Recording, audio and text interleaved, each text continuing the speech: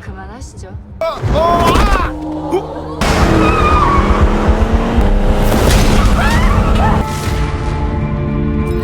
Hai guys, kali ini saya akan menceritakan drama yang dirilis tahun 2022 berjudul Island.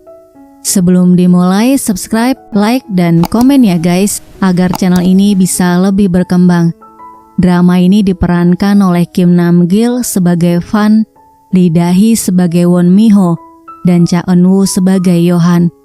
Island menceritakan tentang Fan penakluk setan yang sudah berpengalaman menjaga dunia dari roh jahat selama bertahun-tahun, dan Mi-ho adalah anak satu-satunya dari pemimpin Daehan Group. Mi-ho dikenal arogan dan egois, hingga suatu ketika dia membuat kesalahan dan sang ayah menyuruhnya pergi ke Pulau Jeju. Bagaimana kelanjutan ceritanya? Langsung aja kita mulai. Drama ini diawali dengan memperlihatkan sepasang pengantin yang melakukan foto wedding di Pulau Jeju. Mereka melihat Dolha Rebang, yaitu patung penjaga Pulau Jeju. Kedua patung itu tiba-tiba hancur, membuat dua lubang besar, kemudian keluar asap hitam masuk ke dalam tubuh mereka, dan dari mulut keluar binatang seperti lintah. Di hadapan fotografer, sang pria berubah menjadi iblis, kemudian menyerangnya hingga tewas, dan sang wanita pergi meninggalkan tempat itu. Tiba-tiba sebuah pisau menusuknya. Di sebuah tempat di Eropa, seorang pendeta muda bernama Yohan sedang melakukan pengusiran setan. Setelah itu dia bertemu pendeta yang lain. Dia menunjukkan pada Yohan gambar seorang wanita yang merupakan satu-satunya harapan dan penyelamat dunia dari kekuatan jahat. Namun dahulu kala dia gagal menjalankan misinya dan meninggal. Pria di hadapannya telah membunuhnya, dan hingga sekarang dia masih hidup di Pulau Jeju. Pendeta mengatakan saat ini dunia sedang terancam lagi oleh makhluk-makhluk jahat. Dia kemudian menunjukkan gambar wanita lainnya yang merupakan juru penyelamat yang baru. Takdir akan membawa wanita itu datang ke Pulau Jeju. Pendeta itu menyuruh Yohan pergi dan membantu wanita itu untuk menyelamatkan dunia karena ini merupakan kehendak Tuhan. Di sebuah konferensi pers, Mi-ho sedang menunjukkan lukisan mahal yang dibeli oleh perusahaan untuk dipasang di hotel milik Daehan. Dalam perjalanan pulang, sebuah mobil tiba-tiba berhenti di depan mereka. Sekretarisnya bernama Kang keluar dan melihat kerusakan yang terjadi. Dua pria bertubuh besar marah pada Kang karena telah menabrak mobil mereka. Mi-ho minta maaf, tapi mereka mau. Kang minta maaf sambil membungkuk. Mi-ho yang mulai kehilangan kesabaran membanting pria itu. Ternyata itu hanya jebakan. Pria yang lainnya merekam semua kejadian. Keesokan harinya, video tersebar dan harga saham grup Daehan turun. Ayahnya marah dan menyuruhnya untuk pergi ke luar negeri, tapi dia tidak mau. Mi-ho menghubungi stafnya, menyuruh untuk menyelidiki siapa yang menjebaknya. Kemudian pamannya bernama Jang menyarankan Mi-ho untuk menjadi guru di SMA Tamra di Pulau Jeju untuk memperbaiki reputasinya. Mi-ho pergi dengan Kang ke Pulau Jeju. Sesampainya di airport Jeju, wartawan sudah menunggu. Kang menghalangi wartawan untuk meliput Mi-ho, sementara Mi-ho pergi ke parkiran mobil duluan. Di pintu keluar, dia merasakan sesuatu. Begitu juga dengan Baekgyu di dalam hutan. Di parkiran, Mi-ho berhasil menemukan mobilnya. Kemudian dia melihat iblis dan langsung lari.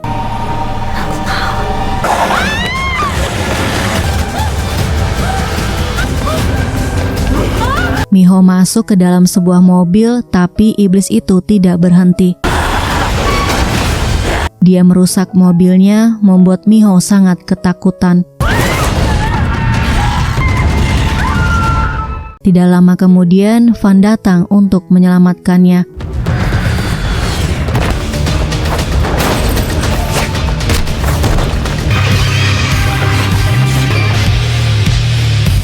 Setelah selesai, Fan membuka pintu mobil dan Miho merasakan sesuatu lagi kemudian pingsan.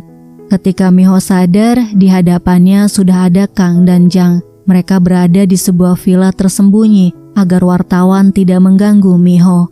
Di puncak gunung, Baekgyu menanyakan tentang kedatangan Miho. Mereka berdua sudah menunggunya, tapi sayangnya Miho tidak ingat apa-apa. Dia kemudian teringat masa lalunya ketika dia ditemukan dalam keadaan hidup, sementara yang lainnya tewas. Hanya dia yang selamat dari serangan iblis. Fan bersama anak-anak yang lainnya dilatih untuk menjadi pembantai iblis. Mereka dibawa ke sebuah ruangan yang berisi iblis dengan tangan dan kaki terikat.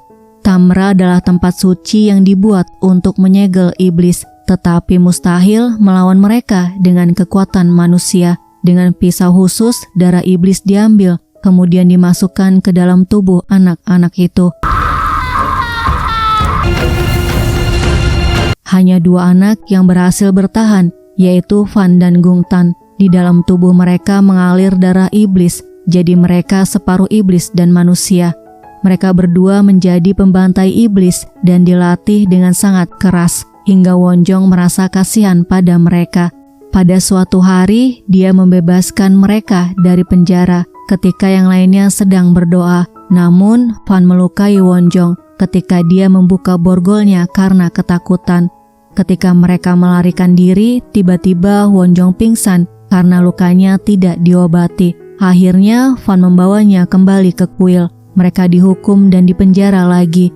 Wonjong datang untuk pamit pada Fan. Dia pergi untuk mendirikan perisai dan berlatih. Wonjong berjanji akan kembali untuk menolong mereka. Dia minta Fan untuk menunggunya. Keesokan harinya, Miho datang ke SMA Tamra. Kepala sekolah mengajak Miho bertemu dengan para guru, dan dia setuju untuk menjadi pengganti guru pembimbing yang sudah lama kosong. Di dalam ruangannya, Miho didatangi oleh sahabatnya yang sudah lama tidak bertemu bernama Sujin. Pada malam harinya, karyawan Miho melaporkan siapa yang menjebaknya. Dia kemudian minta Kang untuk berhenti. Miho sudah tahu bahwa Kang yang menjebaknya.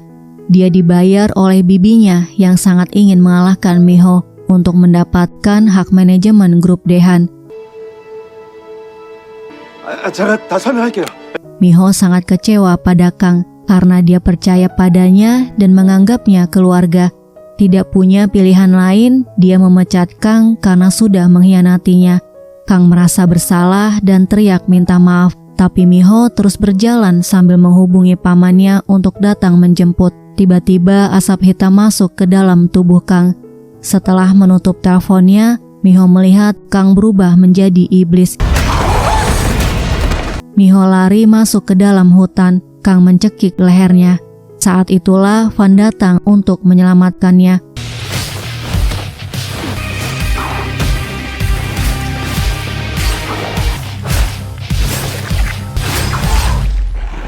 Miho bertanya pada Fan, tapi belum sempat dijawab. Polisi dan pamannya datang. 괜찮았어요. Miho menyuruh Jang untuk meminta pada ayahnya mengirimkan jet pribadi karena dia ingin kembali ke Seoul, tapi Jang menolak melakukannya. Akhirnya Miho berangkat sendiri ke bandara. Tepat ketika tiba di bandara, asap hitam muncul kemudian masuk ke dalam tubuh seorang polisi. Sementara Miho diminta menunggu oleh petugas bandara. Kemudian seorang polisi membawa Miho ke ruangannya. Ternyata ini adalah perintah dari pamannya untuk tidak memperbolehkan Miho pergi dari Pulau Jeju. Polisi itu menyuruh Miho untuk menunggu hingga seseorang menjemputnya. Polisi yang sudah menjadi iblis masuk ke ruangan dan mulai menyerang.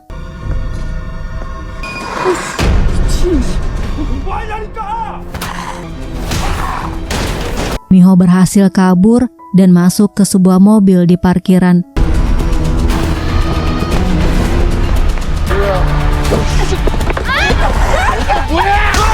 Dia berhasil mendorong iblis keluar dari mobil dan pergi dari parkiran. Tapi iblis itu terus mengejarnya dan merusak kaca mobil. Berakhir mobilnya terbalik.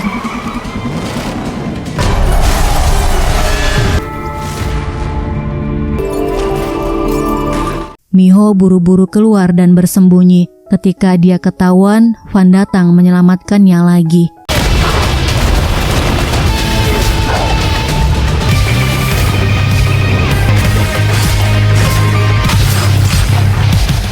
Miho bertanya apa sebenarnya yang dia pegang. Van menjelaskan iblis berubah menjadi benda ini setelah mati. Iblis menyamar menjadi manusia dan membunuh mereka. Iblis itu sudah ada dari dahulu kala di Pulau Jeju. Mereka ada di mana-mana dan datang dari mana saja. Dan hanya Van yang bisa membunuh iblis itu. Miho bertanya kenapa iblis mengincarnya.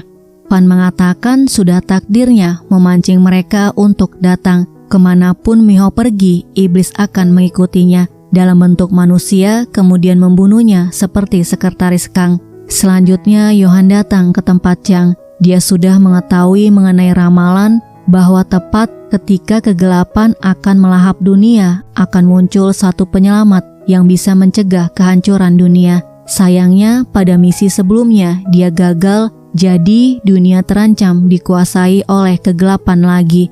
Miho adalah penyelamat yang dilindungi oleh Jang, dan Yohan datang untuk membantunya melindungi dan membangkitkan Miho.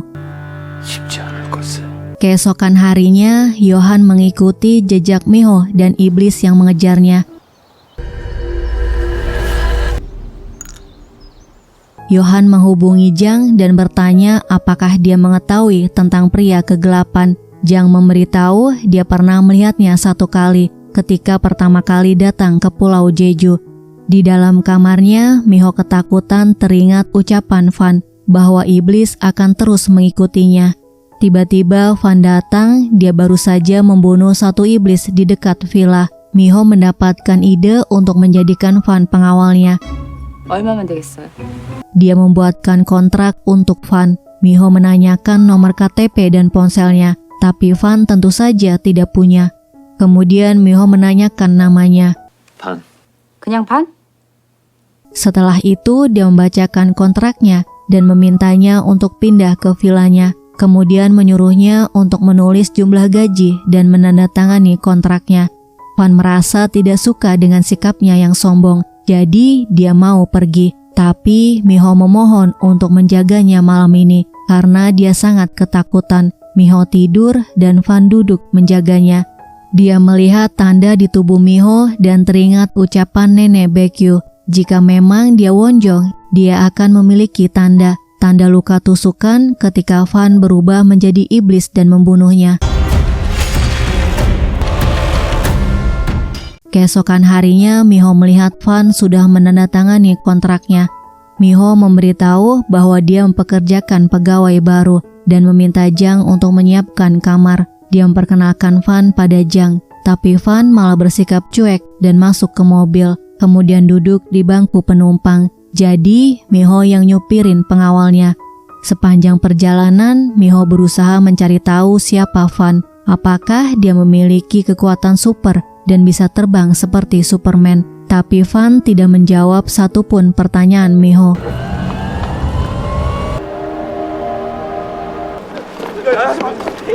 Tiba di sekolah, Miho memperkenalkan Van sebagai pengawal pribadinya kepada kepala sekolah yang tampak bingung karena Miho nyetir sendiri dan pengawalnya duduk di bangku penumpang.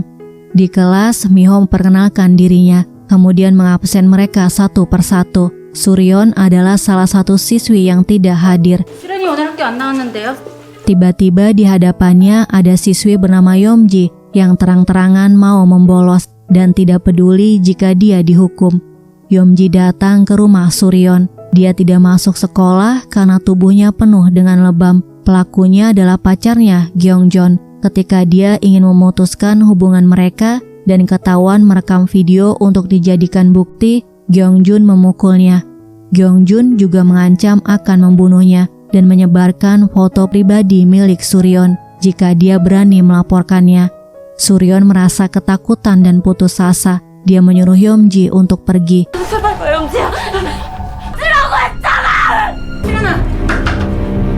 Di tempat yang lain, Jang mendatangi Baekgyu. Dia memperkenalkan diri sebagai pendeta yang melindungi Wonjong. Dahulu dia pernah diselamatkan oleh Van. 스승님! 이 땅에서 최대한 멀리 도망가라. 그자가 구해줬습니다. Dia khawatir Van akan melukai Wonjong lagi karena dia separuh iblis, tapi hanya dia satu-satunya yang bisa melindungi Wonjong. Baekgyu memintanya untuk percaya pada Van karena mereka semua bertautan dalam ikatan takdir. Mereka harus siap-siap menyambut hari yang sudah ditentukan itu. Keesokan harinya Miho datang ke ruangan Miho. Dia menceritakan keadaan Suryeon yang dikuntit dan dianiaya oleh pacarnya. Miho menyuruh untuk melapor pada polisi. Yeomji menjawab tidak bisa karena tidak memiliki bukti dan para guru lain tidak peduli. Hanya Miho harapan satu-satunya yang bisa membantu. Sebagai putri tunggal pemilik grup Daehan, pasti memiliki kuasa untuk menyingkirkan orang. Miho menolak melakukannya karena kekuasaan bukan sesuatu yang bisa digunakan sesuka hati. Karena Miho menolak untuk membantu, Yeomji memberitahu Suryeon untuk minta bantuan Benjul. Dia diberitahu Baekgyu, Benjul adalah roh penghuni pohon suci Bonyangdang. Dia mendengarkan kesusahan manusia dan menghapuskannya. Pada malam hari, Suryeon datang ke pohon Bonyangdang. Dia memanjatkan doa, kemudian tubuhnya dirasuki Benjul. 아민 정성으로 죄를 올려 술래님을 모시구다.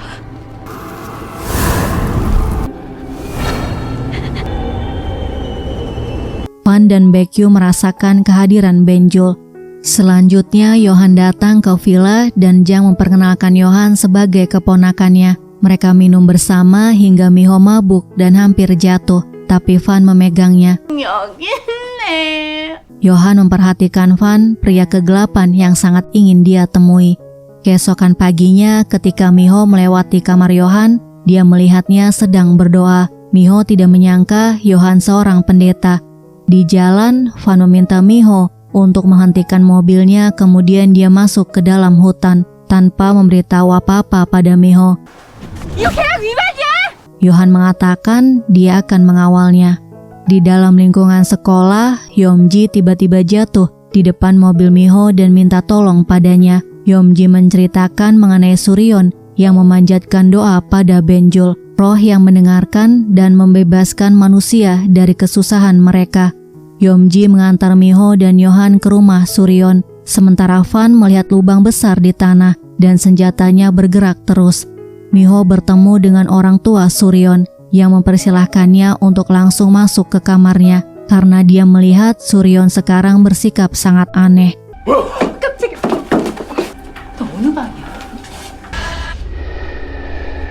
Di dalam kamarnya, Suryeon tertawa sendiri dan Yohan mulai melakukan ritual pengusiran iblis, tapi ternyata iblisnya terlalu kuat.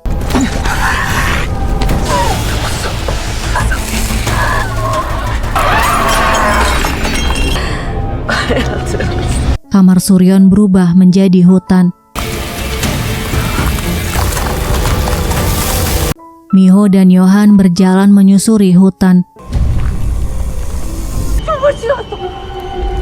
Muncul Benjul di hadapan mereka yang ingin membalas dendam dan mulai menyerang mereka. Yohan berusaha melawannya, tapi ranting melilit lehernya hingga Van datang menyelamatkan Miho dan Benjul bersembunyi.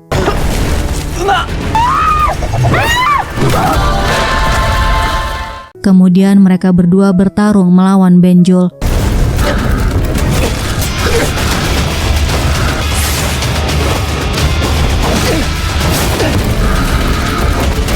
Mereka semua terikat oleh dahan Benjul. Van berhasil melepaskan ikatannya dengan energi iblisnya, kemudian menyerang Benjul. Miho berusaha untuk membujuk Suryeon. Dia berjanji akan membantu untuk membalaskan dendamnya. Akhirnya Suryeon mau mendengarkan Miho, tapi Benjul tidak mau melepaskannya. Melihat air mata Suryeon, tiba-tiba muncul kekuatan Miho dan Benjul menghilang. Van membuka jalan kembali ke kamar Suryeon. Setelah itu, Miho pingsan. Miho sadar di rumah sakit. Dia menanyakan Suryeon dan Benjul yang menghilang. Van menjelaskan Benjul tidak bisa mati Karena dia roh penunggu hutan, jadi dia kembali ke hutan. Dia berubah menjadi monster karena dicemari oleh darah iblis. Mereka sebenarnya mengincar Miho dan menjadikan Suryon sebagai umpan. Di villa, Miho meminta Jang untuk menyelidiki pacar Suryon, sementara Yohan berbicara dengan pendeta yang lainnya mengenai situasi yang dia hadapi dan pertemuannya dengan pria kegelapan. Pendeta itu mengingatkan Yohan bahwa tugasnya adalah melindungi dan membangkitkan Wonjong agar dia bisa mendirikan perisai pelindung. Tidak lama, Jang melaporkan informasi mengenai pacar Suryon. Banyak kasus penguntitan dan kekerasan seperti yang dialami Suryon, tapi pelakunya tidak pernah dihukum sama sekali.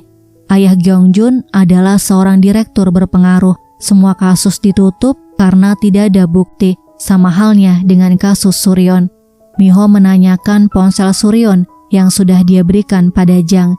Jang mengatakan di ponsel Suryon ada aplikasi silent chat, jadi butuh izin untuk membuka pesan dan gambar di ponselnya. Intinya mereka tidak bisa menemukan bukti di ponsel milik Suryon. Miho meminta Jang menghubungi pemilik aplikasinya untuk mendapatkan bukti. Jang mengatakan itu mustahil dilakukan karena mereka menjaga kerahasiaan data penggunanya. Jadi mereka tidak pernah mau menerima kerjasama investigasi. Jang memberitahu bahwa perusahaan Silent Chat sedang mengalami krisis keuangan. Jadi dia menyarankan untuk mengambil alih perusahaannya untuk mendapatkan bukti dan Miho setuju melakukannya. Beberapa hari kemudian Miho mendapat kabar bahwa Gyeongjun hanya dihukum 3 tahun untuk perbuatannya, yaitu mengancam, memotret, dan merekam video. Membuat Miho kesal, tapi Jang menenangkannya, dan Fan yang mendengarnya hanya diam. Jang memberitahu bahwa Gyeongjun akan datang menemui Suryon untuk membuat kesepakatan. Miho datang ke rumah sakit, dan Gyeongjun minta maaf pada Miho dengan mengatakan bahwa dia merekam atas persetujuan Suryon. Tapi tiba-tiba dia tertawa terlihat tidak menyesali perbuatannya. Miho marah kemudian memukulnya. Selanjutnya di sekolah, Yeomji mengucapkan terima kasih pada Miho karena telah membantu Suryon. Sementara Fan memanjatkan permintaan untuk membalas Gyeongjun pada benjol. 대가는 그 정도면 충분하다고 생각하는데. Di rumah, Gyeongjun melaporkan kejadian hari ini pada ayahnya. Dia ingin balas dendam pada Miho karena dia tidak suka kalah. Ketika Gyeongjun ingin mengupload foto Suryon, tiba-tiba benjol datang dan Suryon sadar.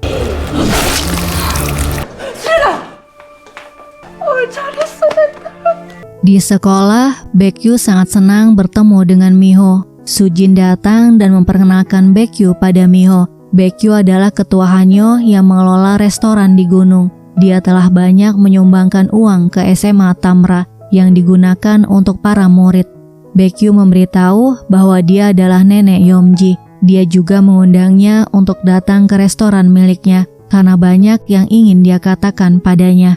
Di halaman sekolah, Fan menghampiri Baekyu. Baekyu meminta Fan untuk menjaga Miho. Miho melihat Fan terlihat akrab dengan nenek Baekyu.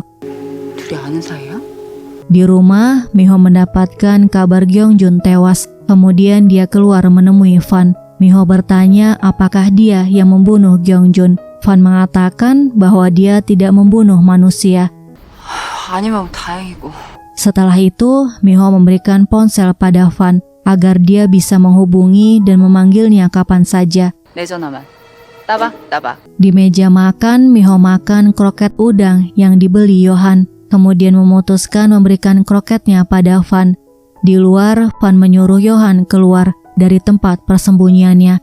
Yohan mengatakan bahwa dirinya mengetahui apa yang terjadi antara dia dengan Wonjong. Yohan kemudian bertanya kenapa dia ada di dekat Miho terus, padahal suatu hari dia akan membunuh Wonjong. Yohan mengeluarkan senjatanya dan menyerang Fan.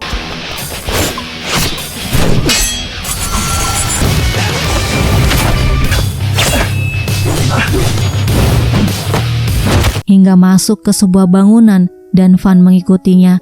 Ternyata Yohan sudah menyiapkan tes untuk mengetahui apakah Fan akan membunuh Miho suatu hari nanti atau tidak.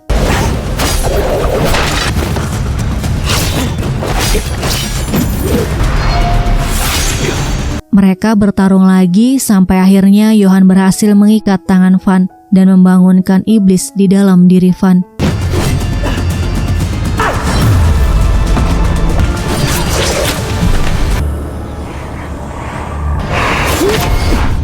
Van melepaskan ikatannya dan mencekik Johan.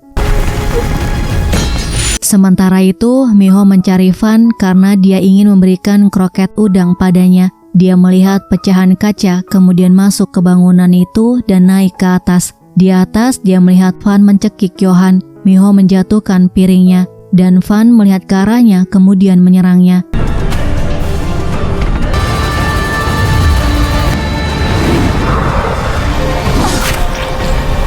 Ternyata Van menikam tangannya sendiri dan kembali ke dirinya yang manusia. Johan menangkap Miho yang pingsan. Setelah Miho di tempat tidur, Johan memberitahu Van berubah menjadi iblis dan dia menikam tangannya sendiri untuk melindungi Miho. Kecurigaannya kepada Van tidak terbukti. Van selalu melindungi Pulau Jeju dari dulu. Begitu juga dengan Miho. Dia selalu melindunginya hingga sekarang. Van adalah satu-satunya yang bisa melindungi Miho. Tapi Johan tetap pada keputusannya, dia akan melindungi Miho. 지킬 겁니다. Ketika Miho sadar, dia teringat ketika Van menikamnya.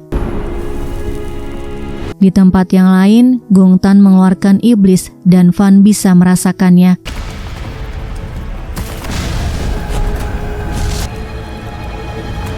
Keesokan harinya, seorang pendaki diserang oleh iblis dan media memberitakan kasus pembunuhan yang mengincar turis di Pulau Jeju dengan beberapa organnya yang sengaja diambil.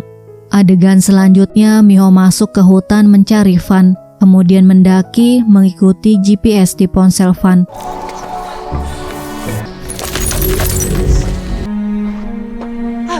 Akhirnya dia menemukan Van dan mendekatinya untuk mengobati lukanya, tapi Van menyuruhnya pergi karena dia khawatir akan melukai atau membunuhnya. Miho tahu bahwa Van tidak akan melukai atau membunuhnya karena selama ini dia selalu melindungi dan menyelamatkannya. Van terus menyuruhnya pergi, jadi Miho memutuskan pergi karena dia juga punya harga diri dan tidak mau berusaha untuk mendekati Van lagi. Sesampainya di rumah, Johan dan Jang mengkhawatirkan Miho yang pergi tanpa pamit. Jang meminta Johan untuk selalu bersama Miho karena Van tidak ada. Jadi, Johan harus menggantikan Van mengawal Miho. Tiba di sekolah, Miho melihat Suryon diganggu siswa lain hingga menangis. Miho menggenggam tangannya, kemudian mengatakan bahwa dia membutuhkan waktu untuk mengobati luka hatinya. Jadi, tidak perlu memaksakan diri, dan dia bisa menceritakan apapun masalah yang dia miliki padanya.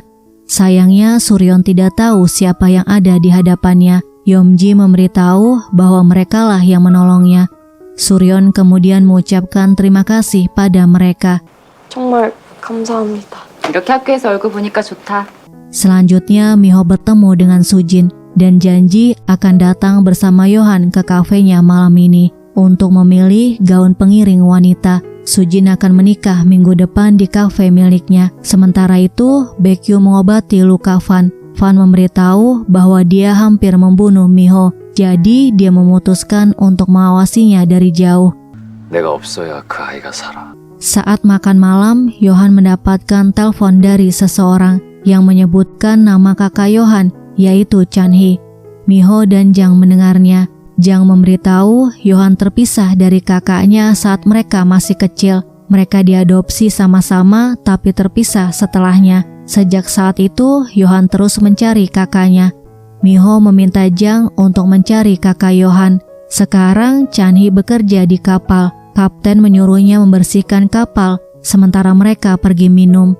Di tempat lain, iblis menyerang dan mengambil hati manusia. Gungtan datang. Dia memberitahu cara agar tidak kesakitan lagi, yaitu dia harus mencari Wonjong dan mengambil hatinya. Terlihat kapten dan temannya yang mabuk diserang oleh iblis dan diambil hatinya.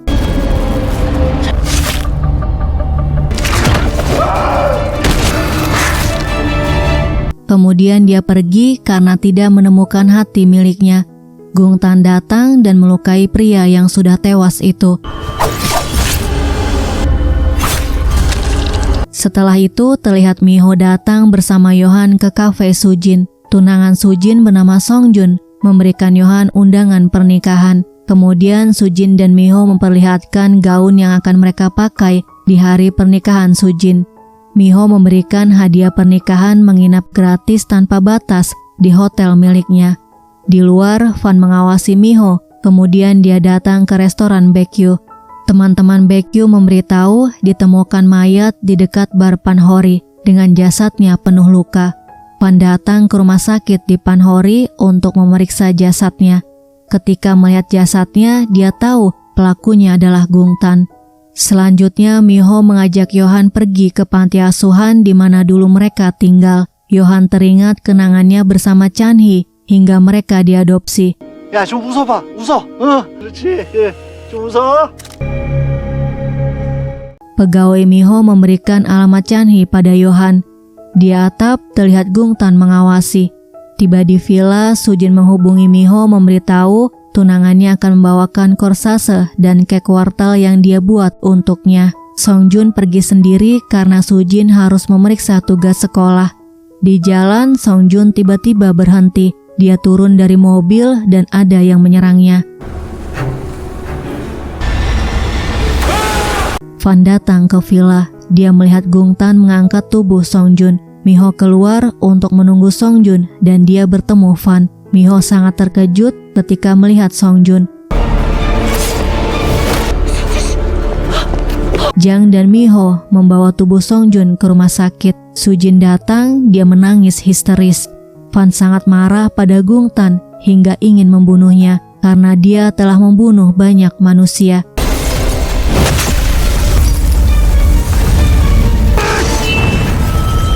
Tapi Gungtan tidak mau berkelahi dengan Fan. Gungtan bertanya kapan dia akan membunuh Wonjong. Setelah itu dia pergi. Sementara itu Yohan datang ke alamat Chanhee dan bertemu dengannya. Yohan sangat senang bisa bertemu dengannya, namun dia sedih melihat keadaannya. Yohan teringat setelah diadopsi, orang tua angkatnya mengambil organ tubuh mereka untuk mengobati putra kandungnya yang sedang sakit, kemudian membuang mereka. Yohan diselamatkan oleh pendeta. Sejak saat itu, Yohan terus mencari Chanhee. Dia kemudian mengajak Chanhee tinggal di villa, dan esok harinya mereka akan mencari tempat tinggal. Yohan memperkenalkan Chanhee pada Miho. 우리 형이에요. 편하게 쉬어요. 감사합니다. Dia minta izin malam ini Chanhee akan menginap di kamarnya. Di kamar, Yohan mengajaknya untuk tinggal dan menghabiskan waktu bersama-sama. 그래, 그러자. Ketika Yohan terlelap, Chanhee bangun dan masuk ke kamar Miho yang sedang mandi. Dia ingin membunuhnya tapi terhalang perisai yang dibuat oleh Fan. 소용없어. Mereka berkelahi hingga akhirnya Yohan terbangun dan melihat kakaknya berubah menjadi iblis.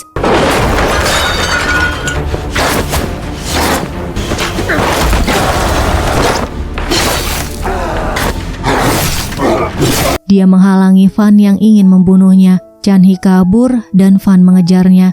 Tepat sebelum Fan menyerang Chanhee, Gungtan datang menyerang Fan. Gungtan marah karena Fan menghalanginya membunuh Wonjong. Fan sekarang melemah karena dia melindungi Miho. Semakin dia melindunginya, semakin Fan lemah.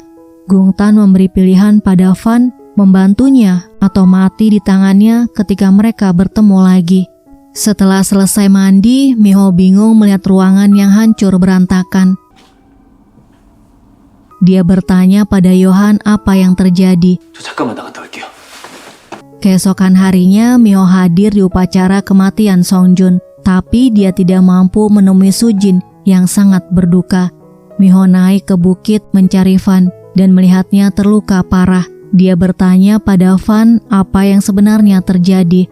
Fan menjelaskan pada Miho bahwa dia adalah reinkarnasi dari sosok suci bernama Wonjong. Alasan iblis mencoba membunuhnya agar Wonjong tidak bangkit. Miho lahir dengan takdir itu karena di masa lalu tugasnya belum selesai. Miho bertanya apa tugas Van. Dalam hati, Van menjawab membunuhnya dengan tangannya sendiri. Dia menderita tidak akan bisa mati sampai dia melakukannya. Tapi pada Miho, dia hanya mengatakan bahwa dia sedang menunggu janji. Miho mengatakan dia akan melawan takdirnya dan mengingat semuanya. Jadi sampai itu tiba, dia meminta Van untuk tetap di sampingnya karena dia mempercayainya. 당신이 정연기라도 상관없어. 내가 당신을 믿어. Selanjutnya, Miho datang menemui Baekgyu untuk bertanya mengenai Wonjong karena dia sudah lama tinggal di Pulau Jeju, jadi mengetahui mengenai mitos dan legenda di buku-buku kuno. Baekgyu mengatakan Wonjong adalah orang yang bisa memperbaiki batu perisai. Sejak dulu kala, iblis di seluruh dunia ditangkap dan dikurung di Tamra. Karena batu perisai hancur, jadi iblis berkeliaran. Saat Wonjong bangkit, dia bisa memperbaiki apapun, batu perisai dan juga menyembuhkan Van. Van sekarang semakin lemah, lukanya tidak bisa pulih secepat sebelumnya. Baekgyu memberitahu dia harus membangkitkan Wonjong di dalam dirinya, sama seperti ketika dia menghadapi Benjul untuk menyelamatkan Suryeon, keluar cahaya dari dalam tubuhnya. Tapi Miho tidak tahu bagaimana dia bisa melakukannya. 그러니 어서 깨어나. 그건 네 몫이야. Adegan selanjutnya, Yohan sudah tahu pelaku pembunuh di televisi dan Sungjon, yaitu kakaknya Chanhee. Chanhee tidak ingat sejak kapan dia berubah menjadi iblis. Dia meminta Yohan untuk membunuhnya, tapi Yohan tidak mau, dan dia berniat untuk mengobatinya agar kembali pulih. Yohan melakukan ritual pengusiran iblis di bekas panti asuhan, tapi iblisnya terlalu kuat dan Yohan gagal melakukannya.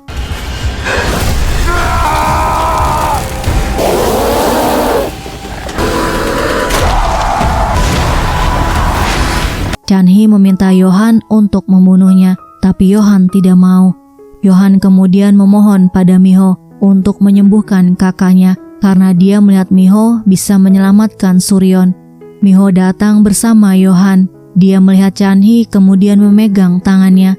Seketika dia berubah menjadi iblis, melepas ikatannya dan menyerang.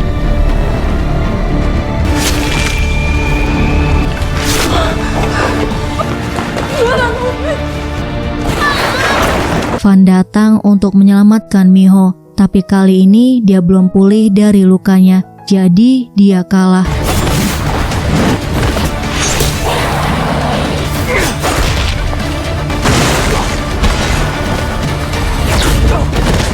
Iblis mencekik leher Miho dan Yohan akhirnya membunuhnya.